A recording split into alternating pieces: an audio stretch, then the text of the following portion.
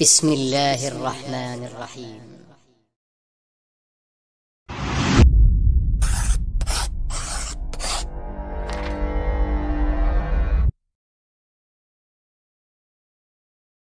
Assalamualaikum warahmatullahi wabarakatuh. Apa kabar anak-anak? Semoga kita selalu diberi kesehatan dan lindungan Allah SWT. Pada pertemuan hari ini kita akan belajar tema 2, subtema 2 dan 3, muatan IPS. Materi yang pertama, upaya mempertahankan kemerdekaan Indonesia. Setelah kemerdekaan Indonesia diproklamirkan, bangsa asing datang kembali untuk menguasai Indonesia. Oleh karena itu, Indonesia masih harus berjuang untuk mempertahankan kemerdekaan bangsa. Perjuangan pun berlanjut dengan tujuan untuk mempertahankan kemerdekaan Indonesia. Perjuangan tidak lagi bersifat kedaerahan, melainkan bersifat nasional. Berikut pertempuran-pertempuran yang dilakukan sebagai upaya mempertahankan kemerdekaan Indonesia. Yang pertama, pertempuran Medan Area di kota Medan, Sumatera Utara. Yang kedua, pertempuran Ambarawa di kota Semarang, Jawa Tengah. Dan yang ketiga, Bandung Lautan Api di kota Bandung, Jawa Barat. Selanjutnya, kerjasama dalam upaya mempertahankan kemerdekaan Indonesia. Setelah proklamasi kemerdekaan, semangat persatuan harus tetap dijaga. Kemerdekaan bangsa Indonesia harus dipertahankan.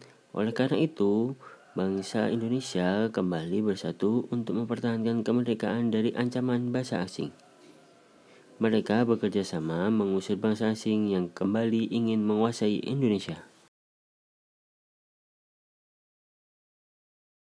Manfaat kemerdekaan bagi kesejahteraan rakyat Indonesia. Kemerdekaan Indonesia sangat berarti bagi bangsa dan rakyatnya. Kemerdekaan Indonesia juga berpengaruh terhadap kesejahteraan rakyat Indonesia. Setelah kemerdekaan, seluruh rakyat Indonesia berhak mendapatkan pendidikan yang layak. Pendidikan yang layak bagi semua golongan merupakan salah satu tujuan bangsa Indonesia. Manfaat yang kedua yaitu setelah kemerdekaan, perekonomian Indonesia berhasil dikuasai oleh negara. Pemerintah mulai memperbaiki perekonomian bangsa Indonesia. Rakyat Indonesia dibebaskan untuk melakukan kegiatan ekonomi untuk meningkatkan kesejahteraannya. Dan yang ketiga yaitu setelah merdeka, setiap rakyat Indonesia memiliki hak dan kewajiban yang sama. Meningkatkan kesejahteraan rakyat merupakan tanggung jawab pemerintah. Misalnya dengan membuka lapangan pekerjaan untuk mengurangi pengangguran dan mendukung program pemerintah.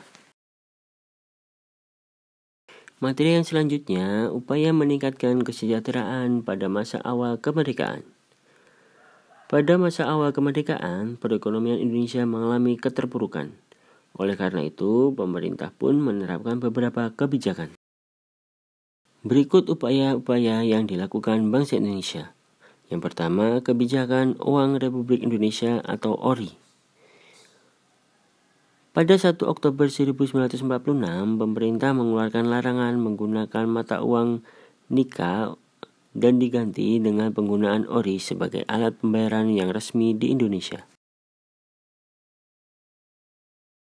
Yang kedua yaitu Konferensi Ekonomi. Pada tahun 1946, Menteri Kemakmuran Darmawan Mangunkusumo mengundang para kepala daerah di Pulau Jawa untuk mengadakan konferensi ekonomi. Yang ketiga, pinjaman nasional. Pemerintah mendirikan Bank Tabungan Pos. Program ini bertujuan untuk mengumpulkan dana bagi kepentingan perjuangan dan meningkatkan kepercayaan rakyat kepada pemerintah Indonesia. Yang keempat, Badan Perancang Ekonomi atau Planning Board. Pada tahun 1947, Menteri Kemakmuran A.K. Ghani mengusulkan pembentukan Badan Perancang Ekonomi. Badan ini bertugas menyusun rencana pembangunan ekonomi di Indonesia. Dan yang kelima yaitu Rencana Kasimo. Menteri Urusan Bahan Makanan I.J. Kasimo menyusun sebuah program yang disebut Rencana Kasimo. Tujuan program ini adalah untuk meningkatkan kesejahteraan rakyat dengan meningkatkan produk pangan.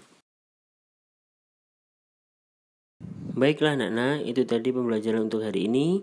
Semoga bermanfaat. Sampai ketemu di pertemuan berikutnya. Selalu jaga kesehatan. Wassalamualaikum warahmatullahi wabarakatuh.